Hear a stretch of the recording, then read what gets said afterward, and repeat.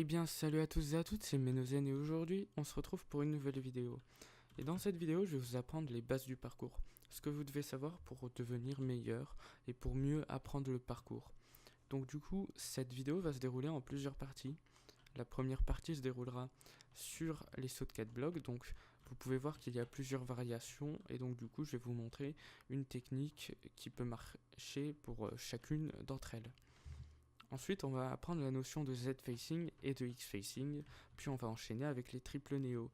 Triple néo en Z-facing, puis en X-facing. Ensuite, je vais vous donner deux astuces qui peuvent vous aider lors d'un speedrun ou alors quand vous jouez en parcours. Voilà. Et puis on va terminer par quelques jumps qui sont assez intéressants, qui sont complexes, mais qui montrent un petit peu la diversité du parcours. Donc du coup, qu'on peut faire beaucoup de choses avec beaucoup de blocs. Voilà. Donc on commence directement par la première partie. Donc du coup, pour la première partie, je vais vous apprendre ce qu'est tout d'abord un force momentum.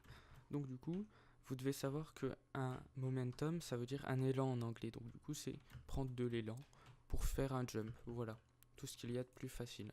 Par contre, quand vous n'avez aucun bloc pour pouvoir prendre d'élan et faire le jump, vous devez recourir à ce qui s'appelle soit à force momentum, soit à une autre technique que je vais vous montrer tout à l'heure. Le force momentum, c'est ça. Oups. Voilà. Alors, en quoi ça consiste? C'est vrai que bon, ça peut être assez complexe de comprendre ce que je suis en train de faire, mais vous pouvez regarder les touches qu'il y a en haut à gauche, je vous les ai montrées exprès. Ma touche A, c'est la touche de sprint. Donc du coup, ce que je fais en fait, c'est que j'appuie sur Z, donc du coup pour avancer, et sauter en même temps. Et dès que j'arrive à la fin du bloc, j'appuie sur la touche de sprint et je saute directement. Donc du coup, ce qui se passe, c'est ça. Voilà, je peux même appuyer dès le début du jump, mais bon. Donc du coup, cette méthode ne marche pas pour les autres jumps. Par contre, je vais vous montrer quelque chose à savoir. C'est qu'en fait, il faut apprendre à se rectifier le plus rapidement possible lorsque l'on se trompe sur ce jump, parce que c'est vite fait qu'on appuie d'abord sur Z et qu'on saute après, ou qu'on appuie sur sauter et puis qu'on appuie sur Z après. Donc du coup, ce qui se passe, c'est que si vous appuyez d'abord sur Z après, ça va se passer ça, vous allez sauter par-dessus. Et donc du coup, ce que vous pouvez faire, donc du coup, c'est soit s'arrêter dès que vous sentez que c'est pas tout droit, ou que vous avez commencé à avancer avant de faire le jump. Et donc du coup, vous devez avoir dans la tête un petit peu comment revenir en arrière. Et ça requiert de l'entraînement. Et je peux pas vous apprendre ça comme ça. Il se peut aussi que donc vous appuyez d'abord sur espace et que vous avancez après, ce qui donne ceci. Et donc du coup, vous n'arriverez pas à la fin du bloc et ce sera bien plus dur de réussir le saut. Voilà. On va passer à la deuxième technique. Donc du coup, la deuxième technique va également s'appliquer pour le même saut et pas un autre. C'est ce qui s'appelle, ce que je dis, c'est le L. Parce qu'en fait, ce qu'on va faire, c'est se mettre dans le coin, avancer, puis sauter, mais assez rapidement pour pas que on passe par au-dessus. Et donc du coup, tourner pour arriver au milieu du bloc ici et sauter dès qu'on arrive. Voilà, c'est la méthode que j'utilisais avant quand j'ai commencé le parcours. Elle m'a bien aidé, mais je l'utilise plus beaucoup parce que je connais d'autres méthodes maintenant. Allez, on passe à la troisième méthode. Donc du coup, cette troisième méthode, elle va s'appliquer pour tous ces jumps-ci. Et c'est celle que je recommande le plus. Après, si on n'est pas trop à l'aise avec cette technique, vous pouvez également force momentum pour celui-là.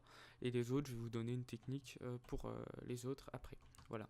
Donc ce que je fais, c'est que j'appuie une fois sur Z, parce qu'en fait, si on se met tout au bout et qu'on court la longueur du jump, du bloc, ça va être un petit peu plus dur de sauter au dernier moment. Et donc, du coup, pour recourir à ça, vous voyez que j'arrive pas à la fin du bloc, mais mon timing, il est presque parfait. Donc, ce que je fais, c'est que j'appuie une toute petite fois avec la touche sneak enfoncée sur Z, et je cours le long du bloc. Et je saute avec le même timing que si on courait tout le long du bloc. Voilà. Cette méthode marche également pour ça, puisqu'il s'agit de sauter au dernier moment sur le bloc, et si vous courez, bah, vous aurez plus de chances de vous taper la tête ou alors de ne pas réussir le jump. Voilà. Là aussi ça marche. Oups. Soyez quand même prudent avec cela, à pas aller trop loin en avant, comme ça, parce que sinon ça va être un petit peu plus dur pour se rattraper, mais bon, tout est dans le timing, voilà. Et ici, c'est la même chose. Vous avez quand même des chances de vous taper la tête encore plus, parce qu'il y a un bloc au-dessus. Et normalement, ça va. C'est la méthode que je recommande pour quasi tous les jumps, ou quand vous savez pas faire quelque chose, un saut de 4 blocs particulièrement, vous appuyez une fois sur Z et vous faites juste le jump, voilà. Là aussi, il faut s'entraîner, comme pour toutes les méthodes que je vais vous montrer. On passe à la quatrième. Donc du coup, la quatrième méthode, elle ne s'applique que pour les sauts où il y a un bloc au-dessus. Donc ça requiert à sauter, d'abord se taper la tête contre le bloc, puis attendre un petit peu avant de ressauter une deuxième fois. Du moins ça marche que pour ce jump là parfaitement, mais j'ai la même méthode un tout petit peu décalée pour les jumps comme ça, où il y a un mur derrière. Donc du coup ce qu'il faut faire, c'est appuyer directement après avoir sauté, plutôt que d'attendre un petit peu avant de sauter. Donc du coup ça donne ça.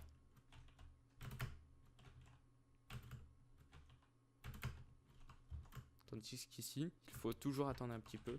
Et vous pouvez voir à quelle vitesse j'appuie sur la touche. Voilà. Et apprendre ce jump comme ça. Voilà. Donc du coup, on va passer à la deuxième partie, le Z et le X-Facing.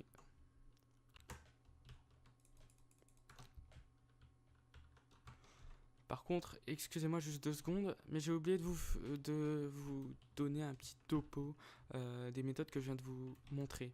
Donc du coup, je vais donc vous dire quelle méthode est la plus utilisable pour chacun des jumps. Par exemple, celui-là, soit je vous conseille d'appuyer une fois sur Z, soit de faire la technique que je vous ai montré, le L, soit de force momentum, ça marche. Les trois là, pour celui-là, de toute façon, c'est normal, parce que c'est le jump de base. Ici par contre, soit je vous conseille d'appuyer une fois sur Z et de courir le long du bloc, soit de se taper la tête une fois et puis de ressauter après. Voilà. Pour ce jump-ci, appuyez une fois sur Z, et je pense pas qu'il y ait vraiment une autre technique à part faire ça, mais c'est un peu plus dur et c'est au timing près quoi. Et c'est pas un force momentum puisque... Ah si, c'est un force momentum, mais ce qu'on va faire, c'est pas courir la longueur du bloc parce qu'on n'a pas assez, et on va juste sauter une fois sur soi et on va courir le long du bloc.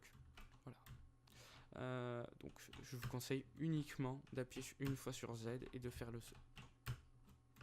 Et pour celle-ci, donc soit appuyez une fois sur Z,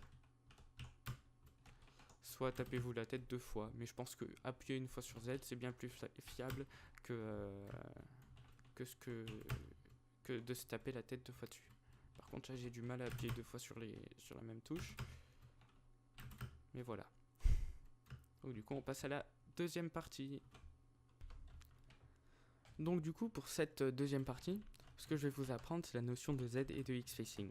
Le truc, c'est que ce qu'il faut savoir, c'est qu'en appuyant sur F3, on regarde en fonction d'où on regarde, on peut voir positif, négatif ou X, Z, voilà. Et ça change à chaque fois.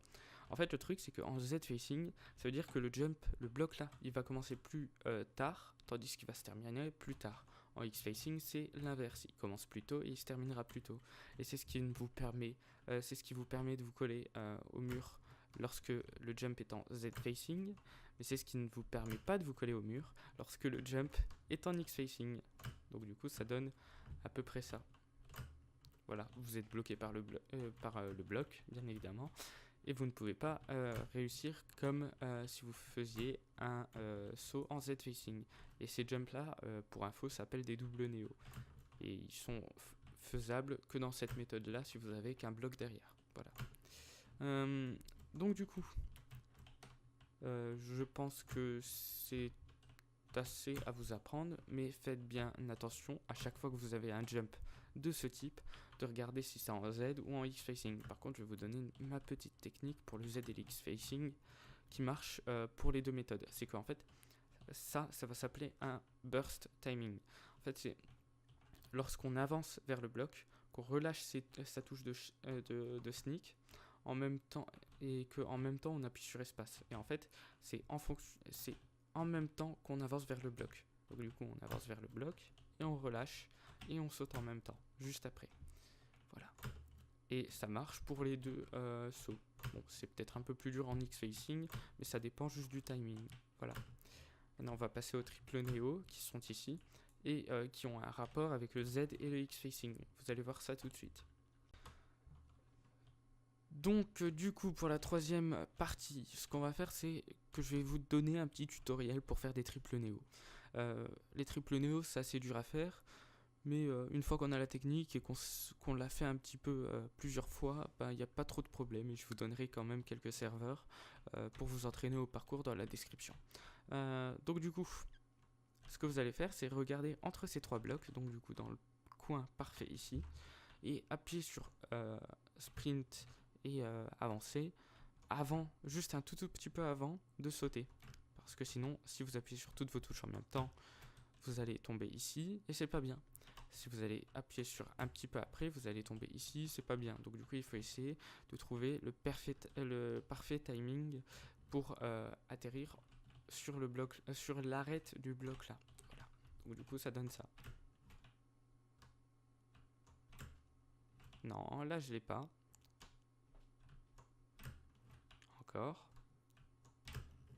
En fait, dès que vous sentez que vous n'allez pas le réussir, vous pouvez retourner directement en arrière. Voilà. Normalement, ça donne ça.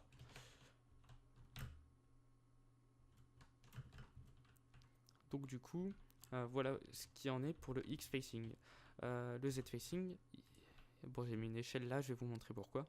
Parce que si vous vous mettez dans le coin là, et que vous essayez de faire le jump, ça va être un peu plus dur. Et je pense que vous n'arrivez pas du tout à le faire. Vous n'arriverez pas du tout à le faire. Et c'est pas une bonne méthode. Voilà. Donc du coup, ce qu'il faut faire, c'est faire comme s'il y a une échelle là qui vous empêche d'aller plus loin, vers le coin du bloc là, et de regarder au milieu du bloc là, et d'avoir le même timing que pour celui-là, donc du coup de retomber sur l'arête. Et normalement, ça fait ça. Je peux enlever l'échelle, c'était juste pour vous montrer. Je regarde pas de coordonnées précises pour le faire, mais voilà. Donc du coup, pour ce qui en est de la quatrième partie, ce que je vais vous montrer, c'est deux types de jump que vous pouvez, qu'il y a des méthodes que vous pouvez utiliser la plupart du temps pour ceci. Donc du coup, ce que je vais vous montrer d'abord, c'est que les jumps où il y a des échelles, toujours se sneak dessus. Bon, si vous n'avez pas de bloc pour prendre d'élan, vous n'arriverez pas à le réussir, à moins que vous faites un force momentum, et là vous n'aurez pas besoin de vous sneak dessus, mais même que vous faites un force momentum ou que vous en faites pas, vous n'êtes pas toujours garanti de ne pas vous tromper. Et voilà, donc toujours sneak sur une échelle, qu'elle soit un bloc en dessous ou un bloc au-dessus, c'est quelque chose que vous devez faire constamment. Voilà. Pour ce petit truc là, c'est qu'en fait, vous pouvez, avec un bon timing et de l'entraînement, faire les jumps à la suite.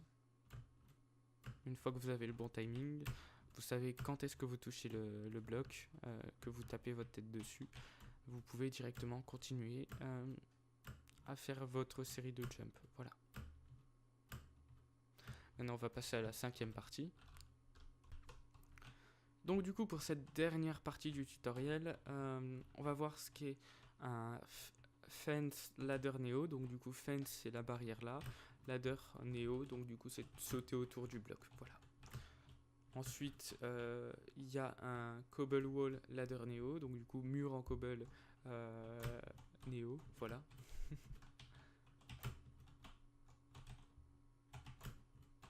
Ça c'est beaucoup plus dur que celui-là, mais bon, avec de l'entraînement on peut réussir. Ici, c'est un ladder Neo, donc du coup, il y a une échelle derrière et il faut retomber, la rattraper en vol. Ça existe le même format en X-Facing. Vous vous mettez par contre là tout au bout du bloc parce que vous pouvez pas vous coller. Regardez un petit peu plus loin et appuyez sur toutes vos touches en même temps. Et là, c'est un ladder Neo Up, donc du coup, c'est comme celui-là, sauf que vous montez d'un. Il est en Z-facing cette fois, mais j'ai pas envie de le faire en X-facing parce qu'il est bien plus dur. Là, ce que c'est, ça s'appelle un cross Neo. Donc du coup, c'est faire un Neo en diagonale, voilà. En gros, c'est ça. Et ce que je vous conseille pour ce jump là, c'est de toujours vérifier où est le Z facing et où est le X facing, parce que si le Z facing il est là, vous pouvez vous mettre du côté là, comme ça vous aurez moins de chances de vous prendre le bloc là. Par contre, s'il est en X facing, vous aurez plus de chances de faire ça. Voilà, j'ai fait volontairement, mais bon, voilà. Je vous conseille de toujours le faire en Z facing si vous pouvez. Par contre, si vous avez un bloc là, vous êtes forcément obligé de faire ça.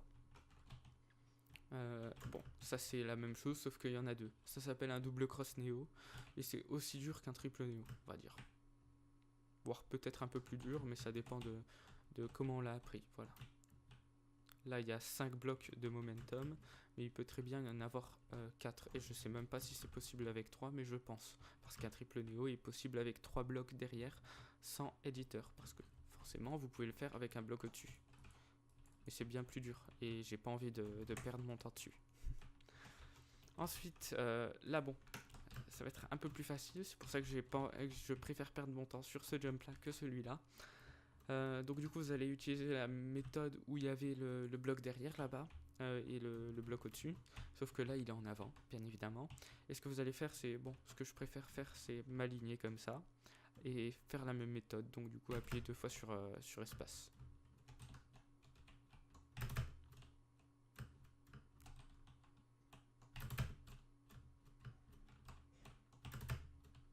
Voilà. Vous voyez déjà que j'arrive presque à retomber sur le bloc là-bas.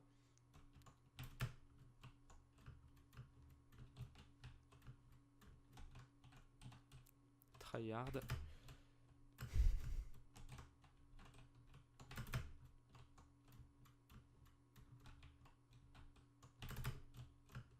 J'ai du mal là.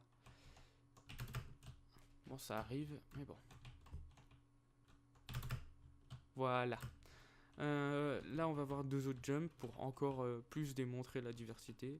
Ça, c'est un double Neo avec des trappes d'or, donc du coup des trappes. Il est présent sur un jump qui s'appelle 5 Levels 5 Jumps sur MC Origins. Et donc du coup, il est peut-être un peu dur, mais ça va. C'est moins dur qu'un triple Neo, je dirais. Du moins, une fois qu'on a la technique. Et on va terminer par ce jump. Je vais peut-être vous montrer un autre truc juste après. Donc du coup, ce jump là, c'est un Neo. En fait, pour moi, il est aussi dur que votre premier Neo. C'est toujours dur de le faire pour la première fois, ce jump-ci, sans les trucs. Et je vous comprends, voilà. Donc du coup, ce que je fais, c'est que je saute une fois sur moi-même, et au deuxième saut, je vais appuyer sur avancer et sprinter. Et je vais attendre un petit peu avant de ressauter sur le sol et de reprendre une bonne trajectoire. Voilà. Donc du coup, voilà, je vais juste construire un petit truc en 2 secondes pour vous. Ça s'appelle un triple Neo. Du coup, on va s'amuser. Un double triple Neo, on va dire. J'ai pas envie de passer un triple parce que c'est un peu plus dur, un peu beaucoup, et que c'est un petit peu basé sur de la chance ces jumps-ci, mais ça va.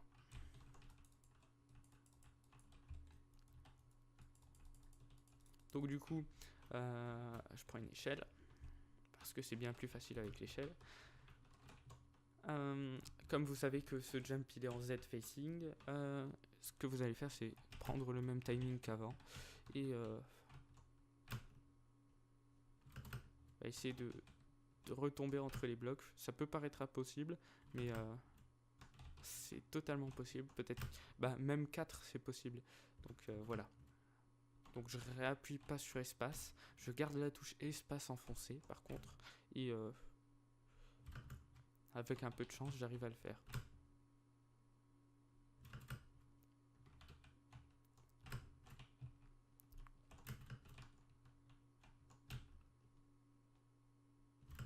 Non.